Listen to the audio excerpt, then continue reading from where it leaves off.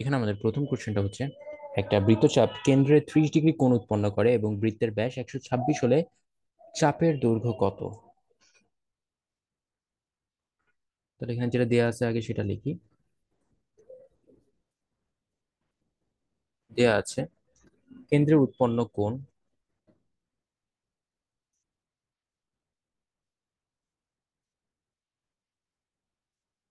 এটা হচ্ছে 30 ডিগ্রি। তারপর এখানে ব্যাস দেওয়া হচ্ছে 26, ব্যাস যদি 126 হয় তাহলে ব্যাসার্ধ 126/2, সেটা হচ্ছে 63 সেন্টিমিটার। ওকে, এবার চাপের দৈর্ঘ্য আমরা ধরি এস। আমরা তো একটা ফর্মুলাই জানি, তাহলে এখন লিখে নিব। আমরা জানি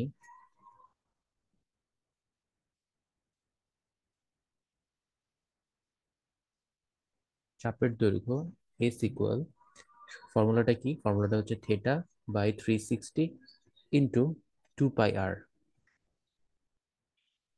এখন এখানে আমরা থেটার মান জানি, 13 বসাই দিলাম, নিচে 360 ইন্টু 2 পাই এর মান হচ্ছে 3.1416 ইন্টু আর এর মান হচ্ছে 63।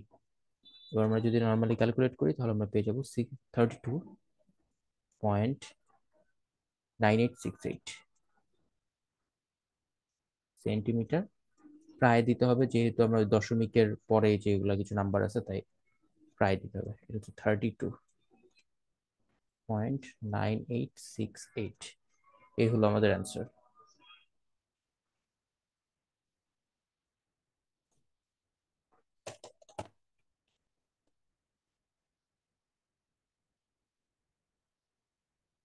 2 নম্বর অঙ্কটা দেখবো। 2 নম্বর অঙ্ক বলা হয়েছে যে প্রতি মিনিটে 66 মিটার বেগে 1.5 মিনিটে একটা ঘোড়া একটা মাঠ ঘুরলে ওই মাঠের ব্যাস নির্ণয় করতে হবে। আচ্ছা, তো এখন ঘোড়াটা কি করে? ঘোড়াটা হচ্ছে প্রতি মিনিটে 66 মিটার যায়, তার মানে 1 মিনিটে অতিক্রম করে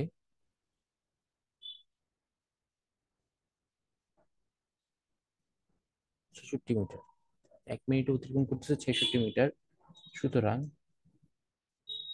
1.5 মিনিটে অতিক্রম করে 66 গুণ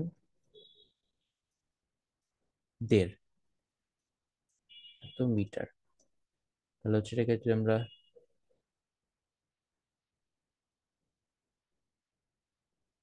1.5 দিয়ে যদি গুণ করি তাহলে আসতেছে হচ্ছে 66 ইন্টু এখানে 2 × 2 আর উপরে 3, তাহলে 3/2। এটা কেটে গেলে 3 তাহলে আমরা পাচ্ছি যে 99 মিটার। এই মিটারটা সে 1.5 মিনিটে অতিক্রম করে। এবার প্রশ্ন মতে প্রশ্ন মতে যেহেতু সে পুরাটা মাঠ 1.5 মিনিটে ঘুরে, এখানে যেহেতু লেখা আসছে 1.5 মিনিটে একটা ঘোড়া একটা মাঠ ঘুরে, তাহলে যেহেতু পুরো মাঠটা ঘুরে তাহলে মাঠের পরিধি হচ্ছে 99 মিটার।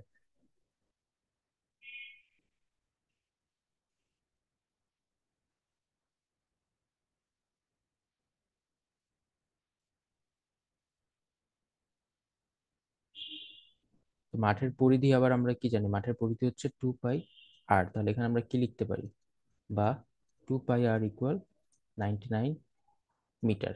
এখান থেকে আমরা আমি আর বের করে ফেলতে পারবো। আর যদি বের করি তাহলে সেটা হচ্ছে 99 ডিভাইডেড বাই 2 পাই। তাহলে এখানে 99 আর ডিভাইডেড বাই 2 ইন্টু 3.1416। তাহলে এখান থেকে আমরা মান যেটা পাচ্ছি সেটা হচ্ছে, ক্যালকুলেট করলেই পেয়ে যাব, আর এর মান 34। আচ্ছা, আমাদের কাছে চাইছে হচ্ছে ব্যাস। আচ্ছা, ব্যাস চাইছে যেহেতু তাহলে আমরা খালি আরটা ডিভাইড করবো, মানে পাইটা ডিভাইড করবো। ওকে, 2 আর থাকবে না, খালি এই যে 2 পাই আর থেকে এই আরটাকে নিচে নামাই, সরি পাইটাকে নিচে নামাই দিছি। 2 আরটাই তো আমাদের ব্যাস, আর হচ্ছে ব্যাসার্ধ আর 2 আর হচ্ছে ব্যাস। তাহলে আমরা 99 কি দিয়ে ডিভাইড করতেছি? 3.1416। সেটা দিয়ে যদি আমরা ডিভাইড করি তাহলে আমরা পেয়ে যাচ্ছি 31.513 মিটার প্রায়। এই প্রায়টা, এই জিনিসটা একদম মাস্ট দিতেই হবে। প্রায়টা আমাদের সবসময় লিখতে হবে।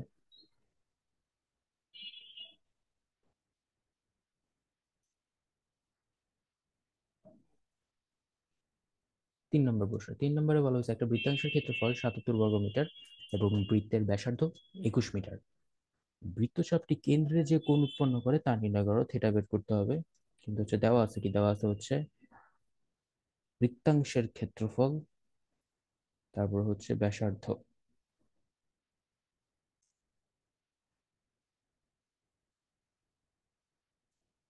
দেয়া আছে ব্যাসার্ধ r = 21 মিটার, বৃত্তাংশের ক্ষেত্রফল বা বৃত্তকলার ক্ষেত্রফল 77 বর্গমিটার।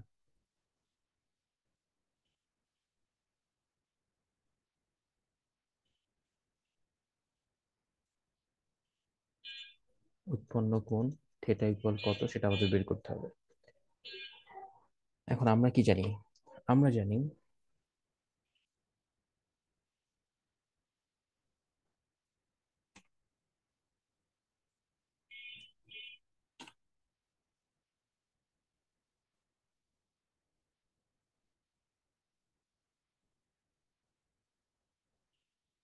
আমরা জানি বৃত্তকলার ক্ষেত্রফল ইকুয়াল, ফর্মুলাটা হচ্ছে θ/360 × πr²। তাহলে এখানে আমরা কি লিখতে পারি? বৃত্তকলার ক্ষেত্রফল তো আমাদের দেয়া আছে 77, 77 ইকুয়াল θ/360 × π × r² হচ্ছে 21²।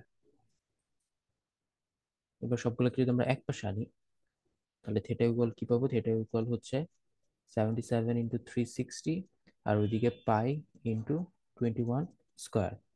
তাহলে আমরা থিটার মান পেয়ে যাচ্ছি 20.008। সুতরাং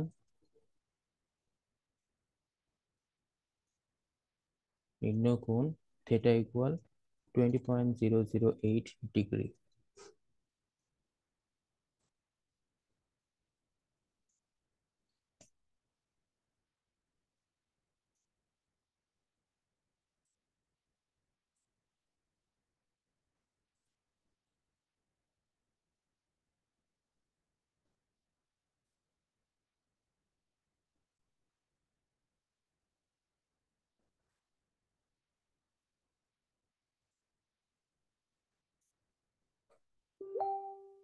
এবার আমাদের 4 নম্বর প্রশ্নটা হচ্ছে একটা বৃত্তের ব্যাসার্ধ 14 সেন্টিমিটার আর বৃত্তচাপের কেন্দ্রে 75 ডিগ্রি কোণ উৎপন্ন করে, তাহলে বৃত্তাংশের ক্ষেত্রফল কত?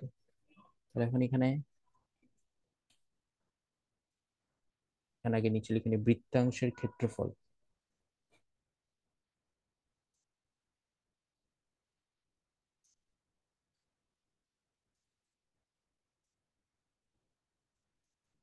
θ/360 πr²। আমাদের কাছে কি আছে? আমাদের কাছে থেটা দেয়া আছে, থেটা হচ্ছে 75 ডিগ্রি, আর হচ্ছে আর দেয়া আছে কত? 14 সেন্টিমিটার। তাহলে বৃত্তগুলোর ক্ষেত্রফল আমরা কি পাচ্ছি? জাস্ট মানগুলো বসায় দিয়ে অ্যান্সারটা বের করে দিব, তাহলেই হয়ে গেছে।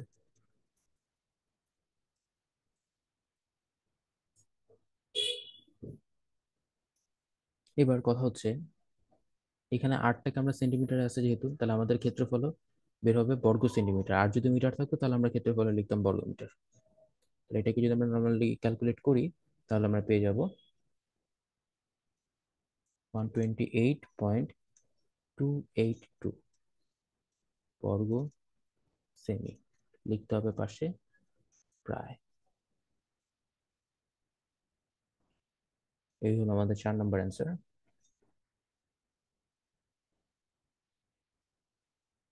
পাঁচে চলে যাচ্ছি।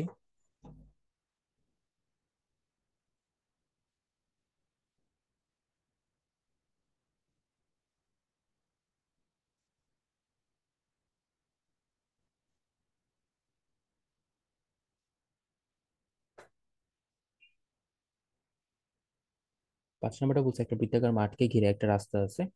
তো রাস্তাটির ভেতরের পরিধি অপেক্ষা বাইরের পরিধি 44 মিটার বড়। রাস্তাটার প্রস্থ নির্ণয় করো। তাহলে আমি চিন্তা করি,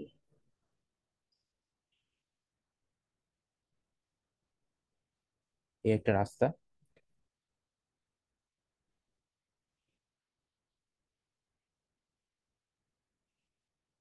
সরি, এটা হচ্ছে বৃত্তাকার মাঠ ধরলাম, আর মাঠের বাইরে, মাঠকে ঘিরে মাঠের বাইরে আরেকটা রাস্তা আছে। এই হলো রাস্তা, এই অংশগুলো হচ্ছে রাস্তা। এবার এখানে কি বলছে যে এই শেষের কেন্দ্র, এটা বৃত্তাকার যেহেতু, এই অংশটাকে ধরলাম বড় হাতের আর, আর এখান থেকে যে ব্যাসার্ধটা, এই ব্যাসার্ধটা ধরতেছি আর।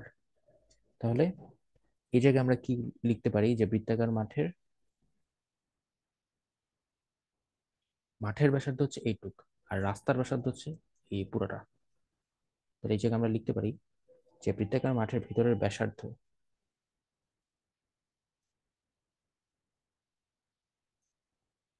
বৃত্তাকার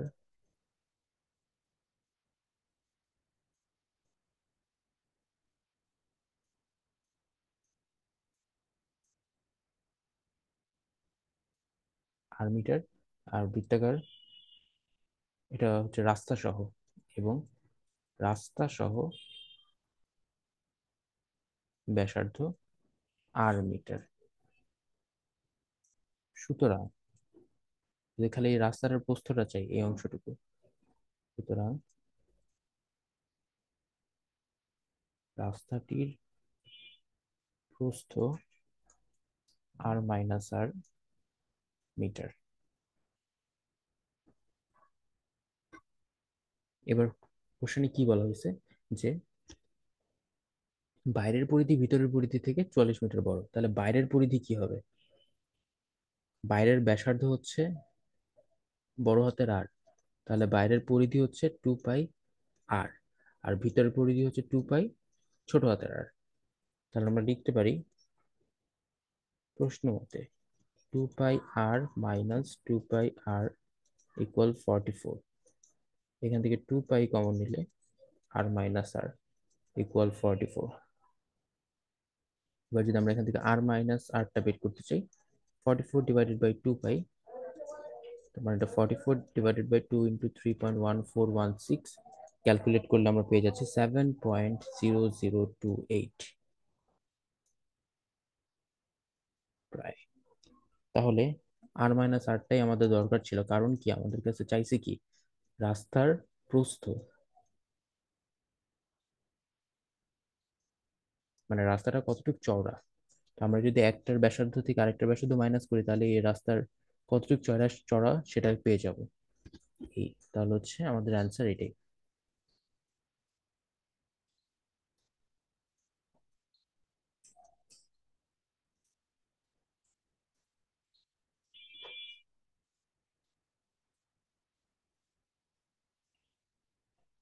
6 নম্বর প্রশ্নটা বলছে একটা বৃত্তাকার পার্কের ব্যাস হচ্ছে 26 মিটার, পার্কটাকে বেষ্টন করে বাইরে 2 মিটার প্রশস্ত একটা পথ আছে, পথটির ক্ষেত্রফল কত?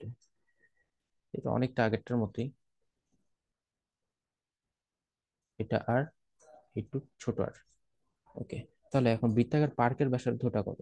পার্কের ব্যাস হচ্ছে 26 মিটার, তাহলে পার্কের ব্যাসার্ধ 13 মিটার।